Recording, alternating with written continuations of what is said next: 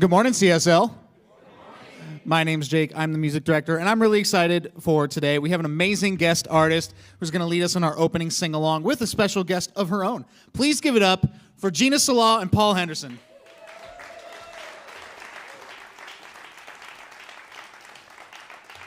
Oh my goodness, how about Jake on the keys? It just makes every part of me groove.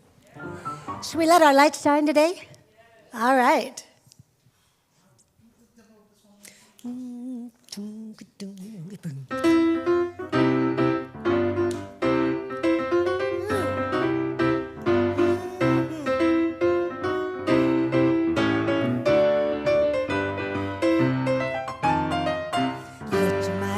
Shine, shine, shine. Let your mighty light shine, oh my Lord. 'Cause there might be someone down in the valley trying to get home.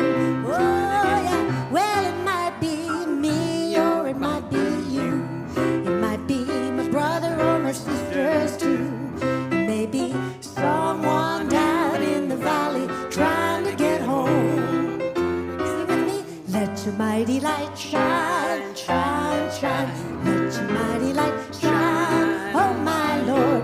'Cause there may be someone down in the valley trying to get home, trying to get home. Well, it might be Jake playing a bit extra on the piano.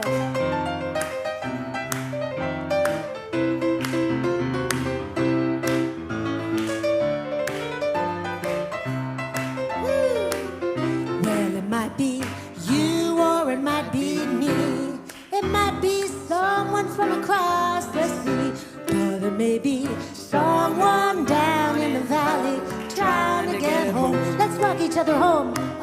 Let your mighty light shine, shine, shine. Let your mighty light shine, love divine. 'Cause there may be someone down in the valley trying to get home.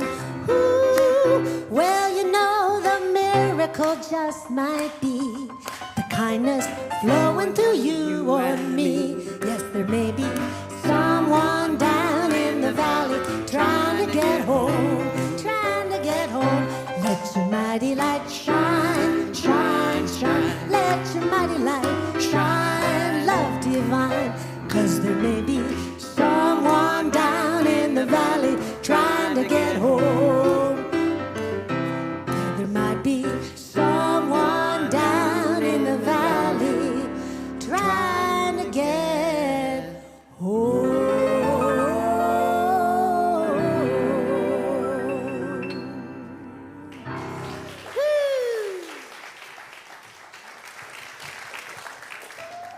Good morning. I'm Abigail Shire, and I'm a minister here, and I go by she and her pronouns, and it is my delight to pray us in this morning. So just taking a deep breath.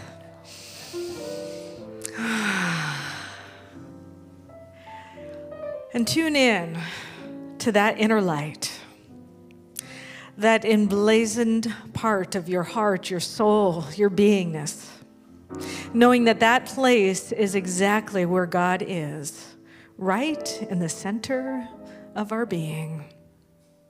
And so I recognize and know that this day is a day to remember, a day to remind ourselves that we are a miracle, that this moment is a miracle, that this place is special, and that we are on holy ground, in a holy body, in a holy place.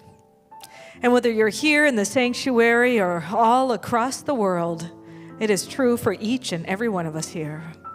And so I just claim and know that remembering, that I can harness that light and I can shine it and I can remind people of who they are as well, just by seeing in them what I know is in me. And so between the music, the message, and the community, that something special continues to share itself as our light and as community right here and right now. And for that, I'm grateful. And so it is.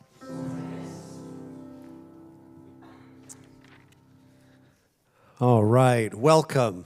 Welcome, welcome to all of you. You have found your way to the Center for Spiritual Living here in Seattle, and we are so very glad that you're here. It's the last Sunday of 2024. How about that? Yeah, some of us are really excited about that. My name is James Kress. I'm one of the staff ministers here. My pronouns are here, he, him. And I just want to share with you a little bit about how you can stay connected to our church. One of the things that's unique about this church is we have a hybrid sanctuary of sorts. 2/3 of our people join us from online. And if you're joining us online today, we want to say a special welcome to you and invite you to drop, if you haven't already, your name and from where you are not calling in, but connecting in with us today. We'd love to know. We are all over the world, and we really appreciate you being with us as well. But for those of you that are here with us, I want to make sure that you know that there are some cards that are in front of your seat that if you're newer here, we invite you to take those cards with you. They look just like this. Let me grab them. And these are for you to take with you, and it tells all about who we are as a community. Our desire here is to be a force for good in the world. You will see that we are a spiritual but not religious community. We have a little bit of dogma and things that make us distinct, but what we offer here in love and humility are time-tested, proven principles that we offer for you to apply to your life in a way that serves you. And so we thank you for considering us, and we want you to know that no matter where you are or aren't on your spiritual journey, you are welcome here. And you're welcome here simply because you're here. You don't have to do anything or earn anything or prove anything. We're just glad that you're here. So make sure that you know about those connection cards. If you have a prayer request or something, you can write that prayer request on one of those cards, and there's a basket in the back, or you can drop it later on in the service in the basket here at front. And we have some prayer practitioners that would love to support you in prayer for whatever your need is. If you're online, there is a place where you can connect with us online in the Keep in Touch section at the bottom of our website. And so we want to make sure that if you haven't already done that yet, you let us know that you're joining us online so that we can keep in touch with you as well. So we are looking forward to a wonderful, wonderful day today. If you haven't picked up, our theme today is all about light. And so we have a wonderful service planned. And so as we continue this morning, I'm going to invite Gina and Paul to come back up. Thank you, Paul and Gina.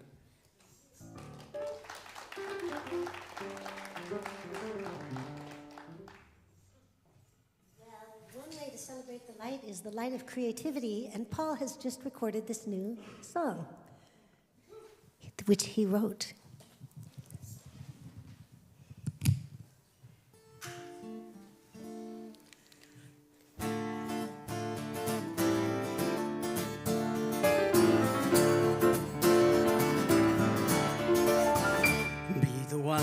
Be the one who will light up the night. Be the one who will guide with your heart. Be the one who will help another to stand. Be the light, be the love, be the one. Be the one who will light up the night. Be the one who will guide with your heart. Be the one who will help another to stand. Be the light, be the love, be the one. So much to do, where do I begin? How can I lend a helping hand to build a bridge, remove a divide, to bring peace and love into life? Be the one who will light up the night. Be the one who will guide with your heart. Be the one who will help another to stand. Be the light, be the love, be the one. Let's make a difference, join hand in hand. Together we'll take a stand. United in heart, united in song. Together we'll let our voices ring and be the one who will light up the night. Be the one who will guide with your heart. help another to stand.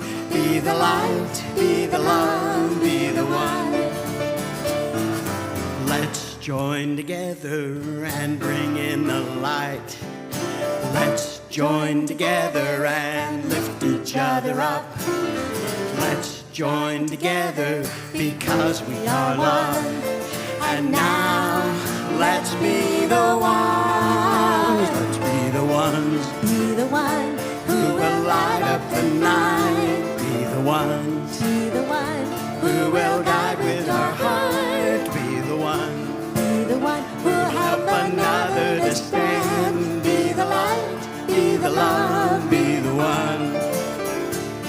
A movement is started, hope is alive.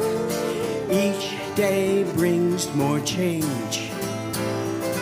I see the light shining brightly in your eyes. We'll make it one step at a time. And be the ones be the one who will light up the night. Be the ones be the ones who will guide with your heart. Be the ones be the ones who who'll help another to stand. Be the light, be the love, be the one. Be the light, be the love, be the one. Be the light, be the love, be the one.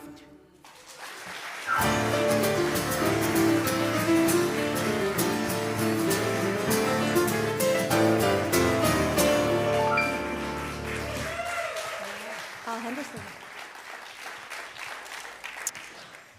Well, it is my great pleasure to introduce our guest speaker today. It is Rabbi Olivier, and he is from Bet Aleph Synagogue, which actually resides here in this building. We are a multi-faith community, and we come together, and it's really beautiful to have Rabbi Olivier as our guest speaker today. So if you ever want to find out more, definitely talk with him after service about the community that is also here. Some people go to both. So anyway, without further ado, it is my pleasure to welcome Rabbi Olivier.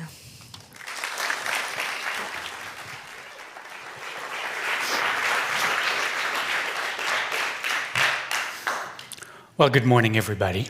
It's wonderful to be back here in your presence, in your company. We meet here, it's true,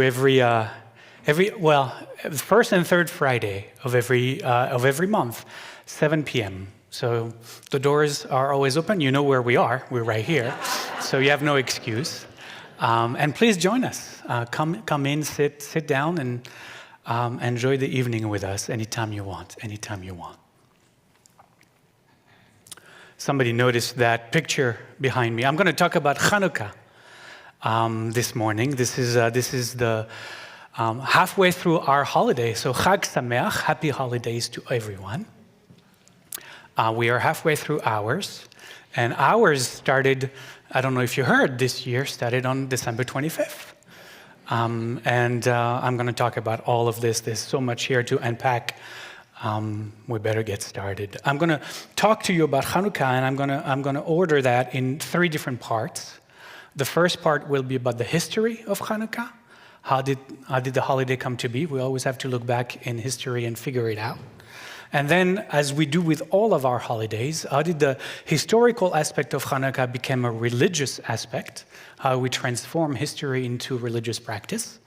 And then from there, we're going to move into the deeper spiritual teachings of the holiday itself. So come with me on that journey if you want. You know, we do that with every holiday. Every holiday in the Jewish tradition starts historically, is transformed into a religious practice, and eventually into a deeper spiritual grounding. The story begins in 329 BCE. So we've been around for a long time. Actually, we've been around, according to historical proof, at least since the year 1200 BCE. So we've been around over 3,000 years.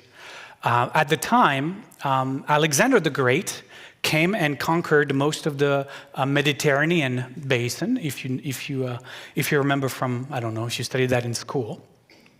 And Alexander the Great had, his name was not really good as far as we are concerned. He wasn't really great as a conqueror. He conquered a lot of places.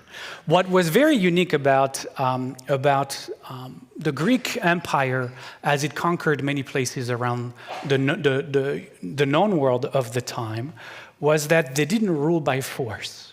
Many empires rule with fear and violence, but the Greek Empire had a different strategy to rule over the lands that they conquered. They called it, I don't know if they called it or we called it in retrospect, Hellenization.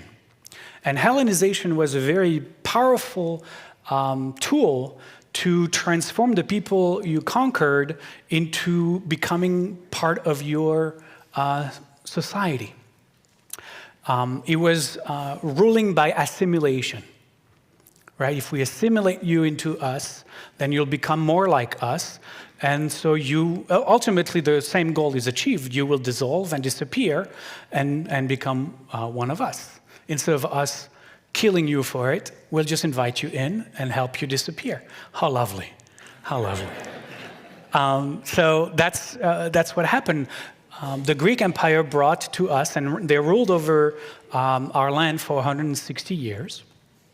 And they brought their civilization to us, their way of dress, their way of life, and we were mesmerized as many other lands and many other people were as they fell under their rule, very mesmerized by their incredible society. They were very progressive and enlightened at the time, of course, and we were just in awe of everything that they brought to us. I mean, think about, we were the people of the book since already back then, right? And they brought their philosophy, and it was just amazing. And all of these writers, the Odyssey, and all of these amazing storytellers that came with them as well. We were just taken by this incredible literature that we found. We were fascinated by this thing they called sports. We had no idea this kind of thing existed. They even invented the things that called the Olympic Games. I don't know if you heard of it. It was first introduced in Olympia, just south of here, not far. They invited us to learn about theater. That was a new thing as well. It was like, having TV suddenly when you didn't have a TV before. You could go to a place and people would act out a story. That was incredible. The first soap operas. Amazing. It was just amazing. Obviously, they were pioneers in political thought. And so you can imagine people who came under their rule just easily became assimilated. We started to dress like them. We started to talk like them, like Hebrew started to be forgotten. Because of that, our people started to speak the Greek language. We followed them when they conquered Egypt and built a city called Alexandria after the name of the emperor. And we moved there. We left our country because there were opportunities in this new city. It was becoming the New York City of the time. And so we were mesmerized and fascinated. We even started to name our kids, think about it, Alexander. Right? I mean, one of the kings of Israel during the occupation was Alexander Yanai. The Yanai is still Hebrew, but Alexander, the king, was named after the person who conquered us. Right? I mean, imagine that. That's quite radical. But as most loved what Greek Empire brought, not everyone wanted to assimilate. Wow, it was like the Star Wars stories. You have the empire that is trying to conquer the whole galaxy, and there's this little group of resistance that is fighting the mighty empire, and that's really what happened. On the 25th of the month, or the Hebrew month of Kislev, 25th is an interesting date to remember. The new ruler of the land, the new king, the new local king, decided that he had enough clearly assimilation wasn't working. There were some Jews that weren't Greek yet. And he decided that he needed to return back to more forceful ways. And he started to behave horribly with the Jewish people that, wasn't assimilating. And he started to create edicts to erase us, to prevent us from practicing our faith, to prevent us from gathering, to congregate. Examples, he banned circumcision under penalty of death. You were no longer allowed to do that. Another example, he prevented us from studying our sacred scripture, the Torah specifically, because he understood that those were the ways that we kept the threads of our existence, of our life, of our nation, of our people.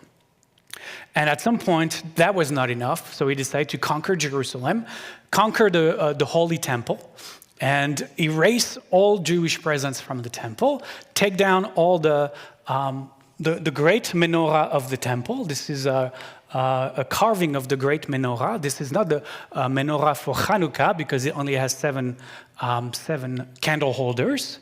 So that's the 7-branched menorah of the Holy Temple. The candelabra that we use for Chanukah has 9. I'll tell you why, but so it's a little bit of a different one. But nonetheless, he took this one down to the basement of the temple and rededicated the temple to pagan worship. And one other thing he did is to sacrifice pigs on the Jewish altar in the temple when pigs were, as you well know in Judaism and in Islam, are prohibited. So it was a real desecration of a holiest site, and that created an immediate revolt. And the clan that revolted, because we were very clan-based civilization, was the clan of the Hashmonean family, big family, and they decided to take up arms and to fight the Greek armies, and they did that so in kind of a guerrilla warfare, meaning that they didn't fight the armies of the Greek Empire face to face, but they ambushed them. And they dealt blows to them and then disappeared in the mountains, in the hills, in the forest. And then every time they could find some soldiers, they would hit them and then disappear, hit them and then disappear. And they were like a hammer, right? You hit them with a hammer and then you disappear. You hit them with a hammer and then you disappear. This hammering became the nickname of the revolt. They came to be known as the Maccabees, the hammerers. So the Maccabees are those who hammer at the soldiers of the Greek Empire. And eventually they won. If you are in Israel and during Chanukah, you see little kids in the streets with those plastic hammers that make a lot of noise when you hit them, and they hit each other in the head with those. It's to remember the Maccabees. It makes a lot of very squeaky noise all over the city. It's really annoying, really annoying. I mean, past 7-year-old, it becomes annoying. Anyway, so the desecration of the temple happened on the 25th of Kislev, on the year 169 BCE. And the Maccabees started a war that lasted, let's say, the war itself lasted 3 years. And in 166 of BCE, the war was won. The Maccabees came into Jerusalem, rededicated the temple to Jewish worship. And they said, we need to celebrate this. And what are we going to do to celebrate this? Well, we're going to do what was the last holiday we missed. And the last holiday we just had missed, just a couple of months before, was the holiday of Sukkot. And the holiday of Sukkot lasts 8 days. And so they matched the holiday that became named as Chanukah to the holiday of Sukkot, which is why they are celebrated for 8 days. And they were great celebrations, and the whole city was, rejoicing. By the way, the word Chanukah is not the name of a holiday that we made up. Chanukah in Hebrew means dedication or rededication. So it was the holiday of the rededication, the Chanukah of the temple. And that's the name that stuck in history. So we're still celebrating Chanukah, meaning we're celebrating the rededication of the temple to Jewish worship. And we light today 8 candles to commemorate that victory and the celebration that followed. So that's the history of Chanukah. Let's move on to the religious aspect of Chanukah, because that came later. That came later. The desecration of the temple took place on the 25th of Kislev. The rededication of the temple on purpose, also by the Maccabees, took place on the 25th of Kislev. So they did it on purpose to match both historical events. And by the way, it goes without saying, but you understand that Chanukah, as the rededication of the temple, is the celebration of a military victory, right? And the safeguarding of our people. It's a national holiday. It's a we survived holiday. I know that because it falls in December most of the time, and I'll explain to you why. It's often conflated with Christmas. But as far as I can tell, Christmas is not about celebrating a military victory. So it's important to say, though they appear at the same time, they're not at all the same holidays. And I know we want to feel good and one, and everybody's lighting light and so. Yes, but it's not the same reasons. It's not the same teachings, and it's not the same deeper meaning. So I just want to make sure that I say that. The holiday itself, so now religiously talking, we know that holiday was happening thousands of years before even Judaism came around. And the reason is because back in pagan times, as we were very connected to the constellations and knew the movement of the stars, people really saw the dead of winter as a fight between the god of darkness and the god of light. They create all kinds of myths because they wanted to explain what was going on. And every year they saw that the sun was disappearing, going lower and lower on the horizon, and they feared that the sun would never rise up again. And they understood that time in the year as a time between the fight between the light and the darkness. And every time when December came around, it felt like darkness was going to win this year. This year, darkness was going to win. And the shorter the days and the darker the nights, and colder, the more they decided that they needed to have something to reassure them, and they created these beautiful festivals of lights where they had huge bonfires all across Mesopotamia, where in that specific time of the year, during the solstice, they celebrated light. And then they saw that, December 25th, though it wasn't the case back then, there was no December, let alone December 25th, but they saw that the sun began to rise again on the horizon, and they could say, wow, finally, the God of light has won. The God of light is coming back. The fight has been won this year, yet again. We'll see what happens next year. We'll see what happens next year. And we know that was the case because in Roman times, there was a major celebration on the 25th of December called the Day of the Unconquerable Sun. Right? They had that holiday on December 25th, the Day of the Unconquerable Sun. Why? Because like everybody else, they saw that finally the sun was rising up in the horizon and the light was going to come back. The light has triumphed. And so they had this day on December 25th. I suspect that just like this year, where Chanukah and Christmas fall on the same day, that what became to be December 25th, just like the dates are converging this year, there was also the 25th of Kislev, and that was, there's a direct correlation there. Obviously, Christianity stole that from the Romans, from the pagans. As we stole from the pagans before us, so did the Christian fathers stole it from the Romans at the time, and decided that December 25th was no longer going to be the day of the unconquerable sun, but the day of the unconquerable sun. And so they decided, just like the sun is born again on December 25th, so is the sun. It's hard to keep track of both of them. Right? So the sun was born on December 25th because the sun is born again on December 25th. You see how that all happened?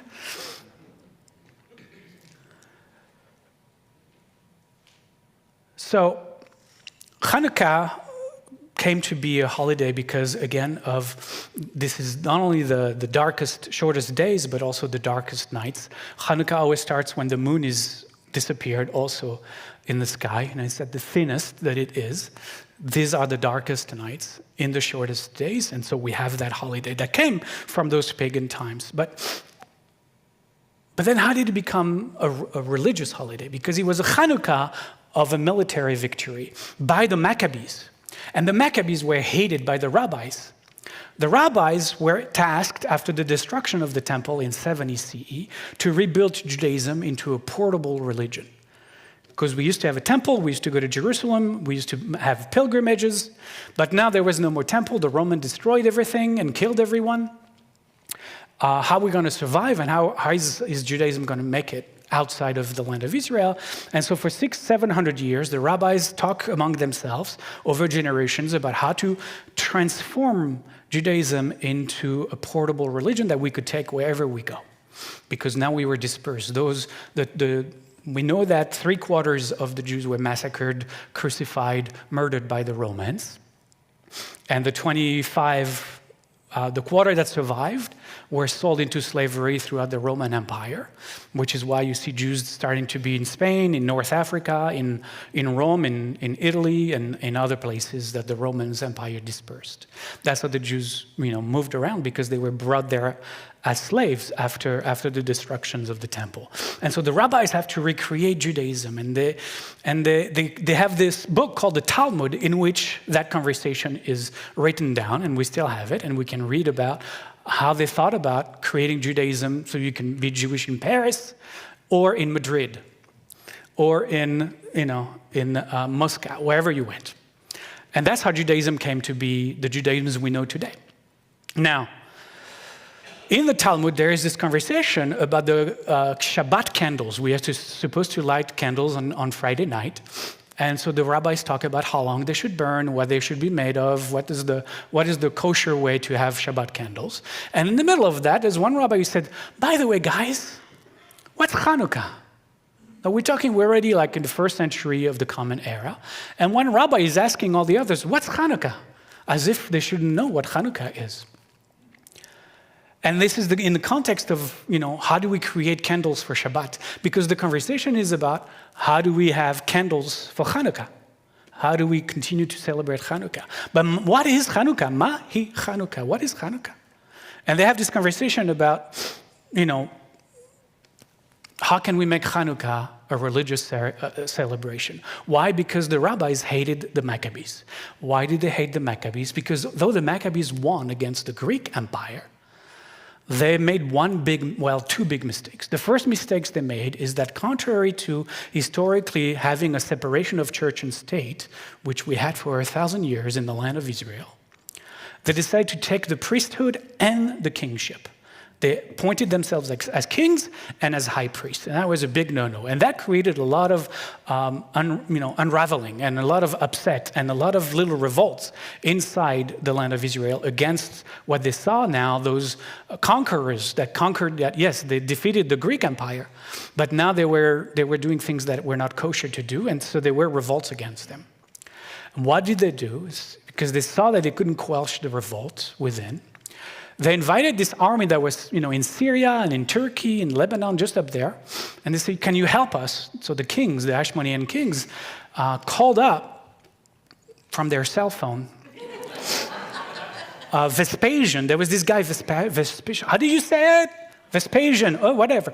He called Vespasian, and they said, you're there with all of your armies. Can you come help us?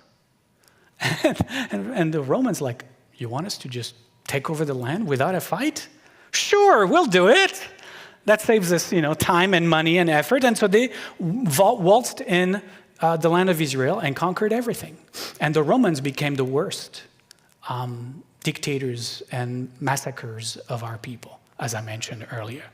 And so we can imagine the rabbis didn't like the Maccabees, which is why, to this day, the book of Maccabees is not in the Jewish canon. They excommunicated them. And because of that, this one rabbi is asking the others, what are we going to do about Chanukah?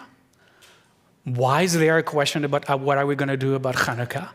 Because the rest of the nation is still celebrating this festival of light. And even we're telling them, that's the Maccabees, you should forget about them. No, we don't want to celebrate, but they still are doing it. So what did they do? Instead of fighting them, join them. And so what happened? They said, yes, it was a rededication of the temple. We're not going to celebrate just the military victory of those people we hate. We are going to transform the holiday into the holiday of a miracle. And so they create this amazing story of the miracle of Chanukah, whereby as they rededicated the temple, they found this little container of oil that was supposed to burn only for one night. But lo and behold, miracles of miracles, it lasted 8 days, the 8 days of the celebration of the holiday. Now, we can say, you know what, guys? We can celebrate Chanukah now, but now we're going to do it our way. We're going to do it religiously. We're going to do it to celebrate the religion and not the history too much. All right? That's what happened. There was actually, in the Talmud, there's a big argument between two rabbinic schools. The school of Rabbi Hillel is fighting the school of Rabbi Shammai. And they're arguing about how we should have the Chanukah candles. We should have 8 candles for each day, for sure, to celebrate the miracle of each day. One rabbi, Rabbi Shammai, and his schools and his disciples say, well, we should have 8 candles the first night, and then the second night, 7, 6, 5, 4, and the last night, the last candle. Why? Well, because historically, if there was, well, not if, because now they are saying, because there really was a can of oil, we can imagine that the first night, it was burning very bright. But then the second night, though it was still burning, it was burning a little less bright. And by the last night, it was probably burning very dimly. And so to align ourselves with the story or the history of Chanukah, we should start with 8 candles and end with 1. And then the school of Rabbi Hillel says, no, you're not getting what the story is about. Argument between Jewish rabbis, it just goes on for 700 years. And it's still going on, by the way. And Hillel and his supporters said, no, we should have 1 candle the first night and then grow 2, 3, 4 until the last night. We should have 8 candles. Why? Well, if we're celebrating the miracle and not the history, then the miracle of the first night is an amazing miracle that there was light for the first night. But we knew there was going to be for a first night because there was enough candle for enough oil for 1 night. So the miracle is really bigger the second night. And bigger the third night, and the fourth night. And so we should go 1, 2, 3, all the way to 8 candles on the last night. And though they argue, but who won? Well, Hillel had the final say. And that's how he won the day. He said, look, if you're going to go 8, 7, 6, 5, 4, 3, 2, 1, the kids are not going to like it. They're not going to go for that. They're not going to want to celebrate a holiday where it's less and less fun. Go with more and more fun. And that's how you won. That's how you won. Yes, I am completely making it up, but yes, it has to be. It has to be. Rabbis know if you want to have a strong congregation, you have to have the kids have fun. If not, it's not going to happen. Good. All right, what's the deeper teaching of Chanukah? So as you understand from the teachings of the religious aspect and also from the historical perspective, this is about the holiday of light. This is the holiday of light. This is the holiday of miracle. The holiday of miracle. Now, I know that we don't see miracles now, right? Miracles are things that happen in biblical times. Jesus walked on the water. Moses parted the Red Sea, although he was Charlton Heston. We know that, but... Right, miracles are just things that happened a long time ago, far away in a different galaxy. I read a study some years ago, an article that came out of the University of Oxford that proves statistically that in all probability, there isn't another Earth-like planet anywhere in the universe. No any Earth-like planet that supports the kind of intelligent life that we are and are surrounded with. They write in the article that the millions upon millions of infinitesimal evolutionary events that needed to take place all at the right exact time and in the right exact order since the formation of the Earth some 4.5 billion years ago, when the Earth stood exactly at the distance it is sitting with regards to the sun, not too close, not too far, A little bit closer, too hot. A little bit farther, too cold. That the Earth is actually exactly, perfectly where it is.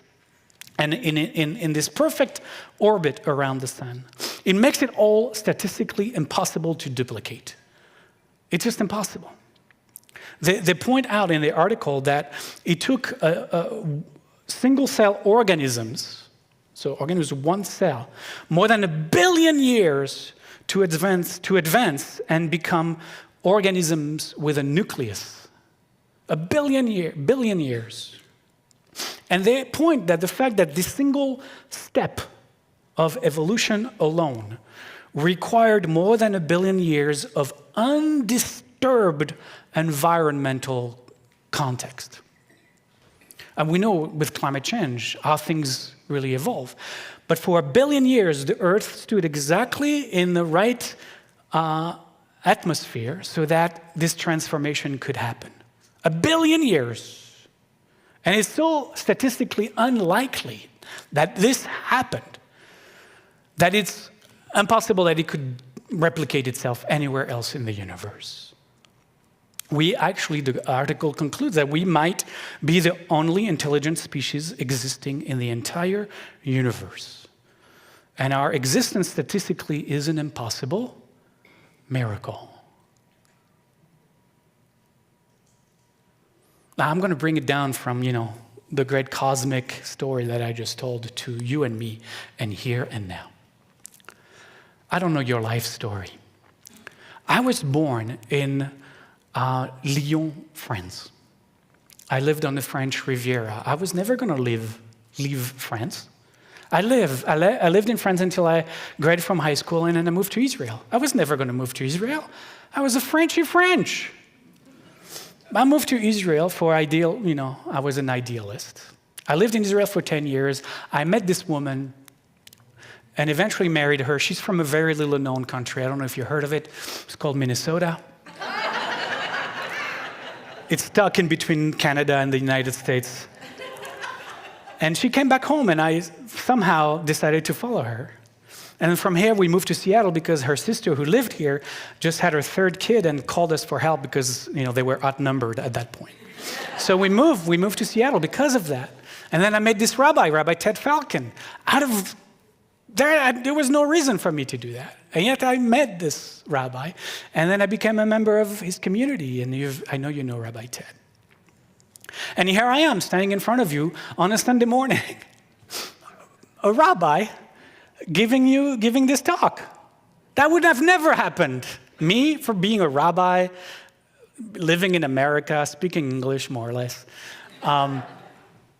never happened. The fact that I'm here standing in front of you is an impossible miracle, just like each of us and the earth. Now think about all of your stories, like mine, where you were born, the parents you had, where, when, because when you're born also impacts who you are.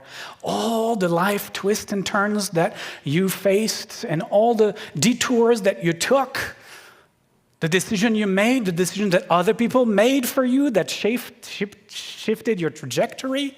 And here you are sitting in this chair on this Sunday morning or joining us from home on this Sunday morning. So my story multiplied by each of our stories. What is the impossibility of all of us being here right now talking and meeting each other? Do you see? It's impossible.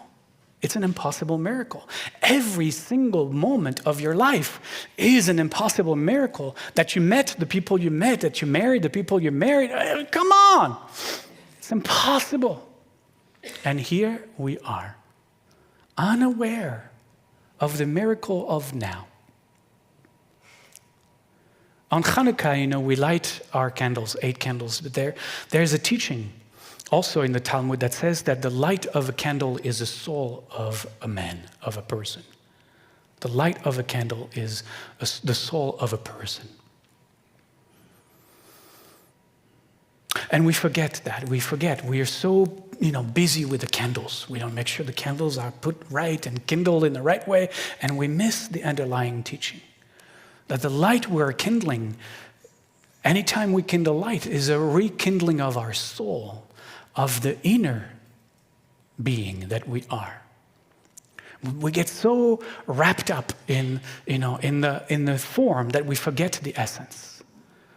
We get so wrapped up in this form of us that we forget our inner essence. It reminds me of one of my teachers, Rabbi. His name is Muji. He teaches about the fact that, in the spirit of the holiday of giving, he says, each of us, you are a gift from God. Stop identifying with the wrapping paper.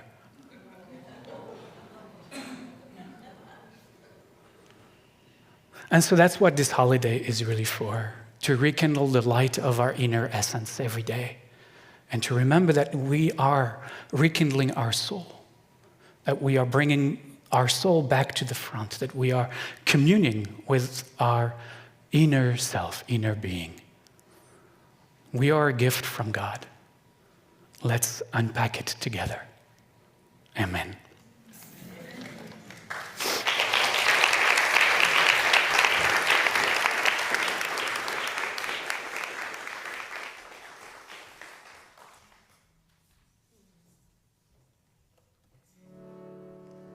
Thank you.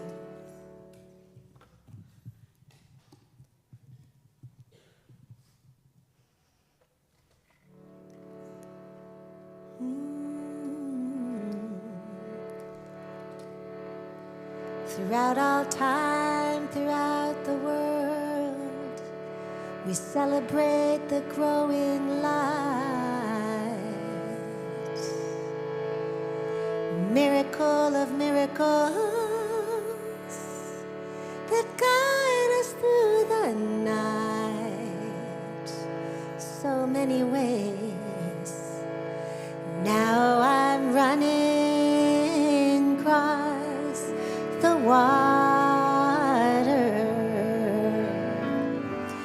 running across the sea, and I'm running across the water, running across the sea, and I'll kiss the sunrise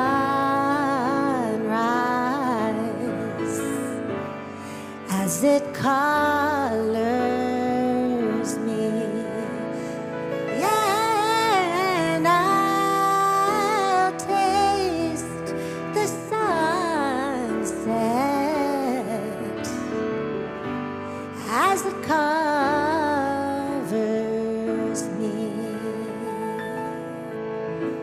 The sky asks a question, I ripple my reply. The wind fills my sail lungs like a sigh. And here in this moment, where the sky becomes the sea, I am free.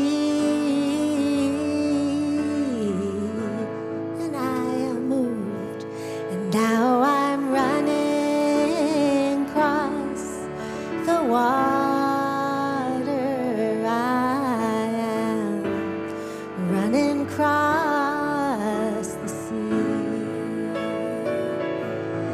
and I'm running across all the miracles of life. Oh,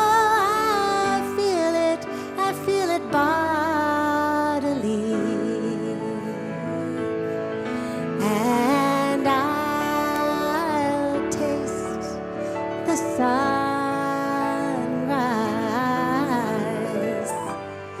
as it colors me.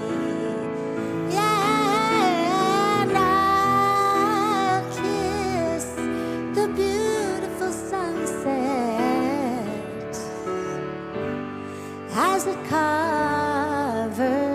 me.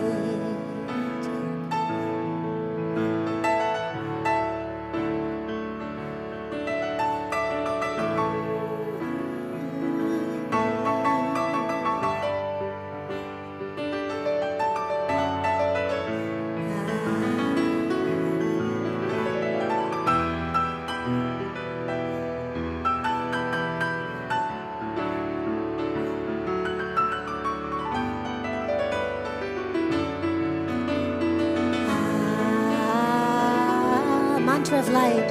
Om Bhuvasvaha Tatsavitur Varenyam Bhargo Devasya Dhimahi Dhiyo Yo Na Prachodayat.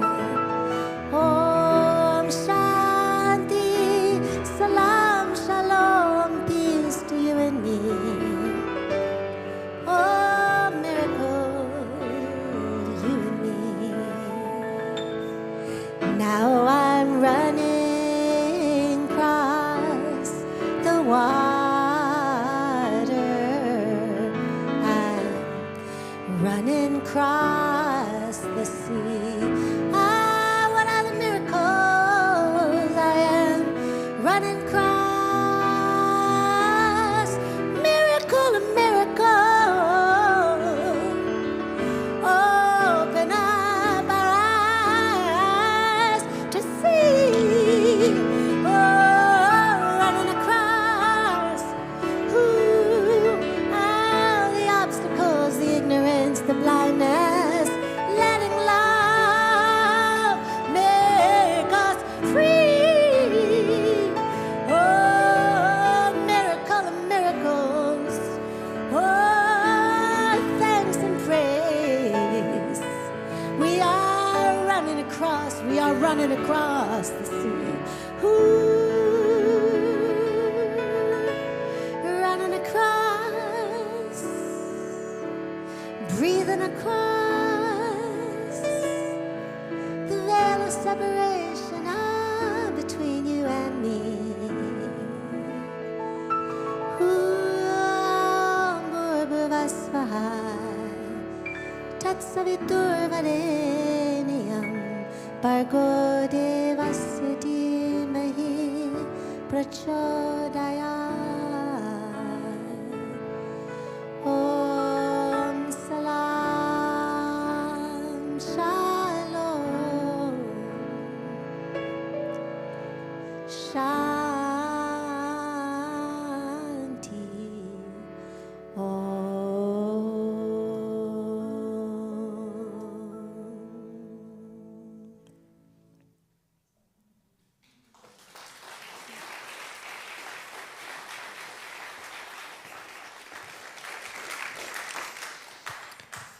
Wow, thank you, Gina.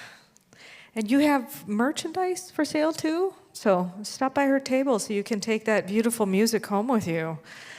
Ah, wow. Well, I'm here to give a couple of quick announcements. We have 2 amazing services that are happening on Tuesday. The first service is in person only. It is at 4 a.m. on Tuesday. So Monday night, Tuesday morning at 4 a.m. And that is our World Healing Meditation. That's going to be facilitated by Reverend Patrick and Irene Ingalls from Seattle Sound Temple. And we do it at 4 a.m. because it's actually something that's happened for many, many years all across the world at the same time. And it just happens that our time is 4 a.m. So lucky us. And it is a very sacred and holy service and a beautiful time to come together in community.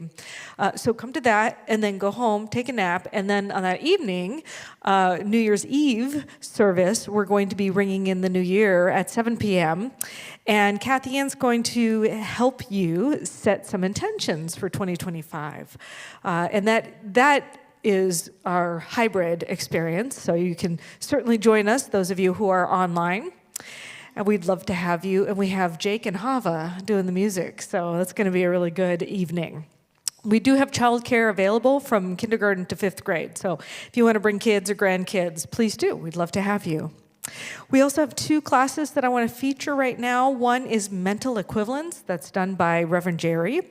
And she's going to be teaching about how to transform your thoughts into tangible results and how to recognize that what's available for one person is available for all people. It's a really good class. And Jerry is super excited about it. So when she's excited about something, you know it's going to be good. So I'm excited about that too. And then Kathy Ann is going to be doing a class called A Year of Scientific Christian Mental Practice. And that is going to be a 1-hour-long class every month. It's about Emma Curtis Hopkins, who wrote that book. And Emma actually was inspired the person who founded this teaching, which is Ernest Holmes. So he was really inspired by what Emma Curtis Hopkins was writing about and teaching about. And you too can be transformed by her practices and her principles. So there's 12 simple lessons that Kathy Ann will teach. And I have to say, Kathy Ann is literally the global leading expert in Centers for Spiritual Living on Emma Curtis Hopkins. So she is an amazing teacher about this particular subject. So I encourage you to take it. In addition, we do have a book of the month, which is How to Change Your Life. So if you're interested in finding out more about our founder, Ernest Holmes, and you want to read a book that's really easy about how to change your life, I encourage you to go downstairs and get that from the bookstore. With that, we're going to shift into this time of giving to our community, for our community. I'd like to invite our usher to come forward. We've got Richard. I just got to read your shirt. Minding my Black-owned business. He's a dog groomer, by the way, with his own business. So I love it. I love it. And so if you are interested in continuing what we have here, which is something sacred and holy, we have a message that's about connecting to yourself, about transforming lives, and about being a force for good in the world. And if you want to continue hearing about it, having amazing music, having miracles, reminded of the miracle that you are, I would encourage you to consider making a gift towards this community. Because it's not just here, it's a global community and beyond. So all of you who are online, we encourage you as well to make a gift to support this great message that we have. And whatever your gift is, if you could please put it on your heart right now, and know with me right now that this gift is truly energy. It is energy in motion. And so I claim and know that this energy of generosity continues to appreciate. It appreciates the center. And it is a blessing both for the giver and the receiver, which is all of us. We are the receivers. And I'm deeply, deeply grateful knowing that this gift multiplies abundantly, easily, effortlessly, and often. And for that, I am grateful. And so it is. So for those of you who are new here, we have a little tradition. We dance down the aisles and we give our gifts in the basket. Or if you give online, you did our little QR code or something, just bless the basket on your way past. Thank you very much. Hit it.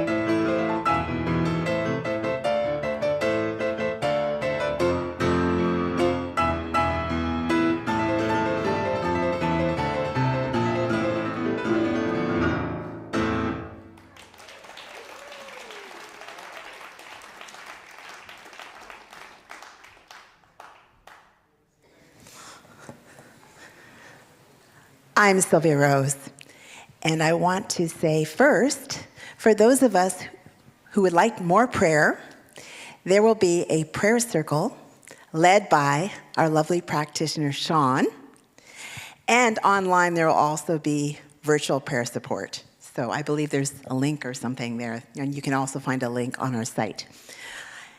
And now I invite you all to just go within as we come to the closing of our service, knowing gratitude for all the light that has been brought to this service. The music presented by our own Jake with his tickling the ivories. Our wonderful guest, Gina Sala, and her co-musician, Paul. For all the people that presented today, including our own minister, Reverend Abigail, and for our guest, Rabbi Olivier, who shone his light on the history of celebrating this season of light with his humor and his own light. And I invite you all to remember all the reasons why we celebrate. It's not a coincidence that this year, Christmas, which was originally a pagan holiday, that the first day of Hanukkah is also the same day as Christmas, and the 8th day of Hanukkah will be January 1st. Many years ago, far away in a little town of Bethlehem, the story goes that that's when Jesus was born. And many years ago, in a land called Germany, there was a little baby girl born. And it was also Christmas Day. And that little baby girl is now the person standing in front of you, saying the closing prayer. So there are all these wonderful stories crossing, and so many sparks of light in so many different wondrous ways. And as I give gratitude for everything today, well beyond just this service and everything in this service, I invite you all to shine your own light in the rest of this day, in the coming week, in the coming year, in the rest of your lives, far beyond, out into the cosmos. And as you do that, I invite you to also encourage others to shine their light, and that you do your best to see others' lights. As I know this for you all, I am so grateful, and I release it all out into the world and the cosmos beyond. And so it is. All right, everybody, it's time for the closing sing-along. Please rise as you are able. Please get up on stage and dance as you are able. And please be careful of the harmony up there. It is very cool, and no accidents I wish to befall it. Here we go.